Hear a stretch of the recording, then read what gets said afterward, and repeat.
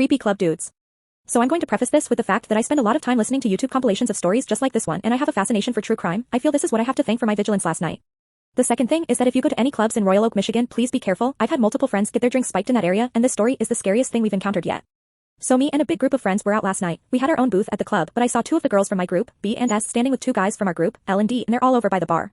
I go over there, and there's this guy I don't recognize standing between B and D. Now this guy wasn't with anyone in our group. I hadn't seen him at all the entire night. We'll call him Creepy Guy. Now Creepy Guy isn't bad looking, probably about 5 feet 6 inches. His hair was styled and his beard was trimmed nice. He looked like your everyday average Joe, but within the first minute of me walking up I instantly felt uneasy because I watched D trying to talk to Creepy Guy, but instead of responding to D he just stared at him. Something about the look on Creepy Guy's face didn't sit right with me, especially after he kept ignoring D and switched to staring right at B. This caused alarm bells to instantly start going off in my head and my gut was screaming at me that something wasn't right with this guy. At this point I turn to L and ask, who the fuck is this guy? And L tells me, B just met him I guess. I look back over to B and Creepy Guy is saying something to her. Again his something about his stare shakes me to my literal core. He looked as if all he's thinking about is if he'll be able to get my friend alone or not, and the way his arm was around her was making alarm bells go off in my head again. Mind you, by this point we've talked to plenty of people there. My girlfriends and I are also all pretty drunk by this point too, so I think at first we thought okay, this guy is just looking to hang around, but this was the part where she also started looking uncomfortable, and I noticed D had his hand on B and was subtly trying to pull her away from Creepy Guy. This is when I step closer to them and grab B by the waist and pull her next to me, and I look Creepy Guy in the eyes and give him the most, I know what you're trying, and intimidating glare I can muster up. B seems confused as I yell over the music to her, we need to get to the bathroom now.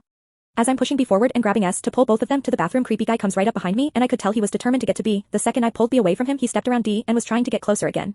I turn around and push my elbow into his chest and push him back as hard as I can, glare him down again, then I pull the girls to the bathroom. On the way there I point the guy out to security and explain how terrified we all were. S just went through some stuff at a different club last weekend so she was very shaken up. I explained all of my observations to both of them while B and I comforted S. Even the bathroom attendant knew who we were talking about cause apparently some other girls had mentioned him. When we came out of the bathroom, one of the other guys in our group also told me that when Creepy Guy had his arm around B it definitely looked like he was about to slip something into her drink. D told me that I was right and Creepy Guy said nothing to any of the guys in our group, only to B, and that for some reason sent a chill down my spine. I don't know what this guy thought he was going to do or how he thought he was going to get her alone, but I'm so glad I walked up when I did because without me dragging the girls to the bathroom what the guys would have been able to do to help.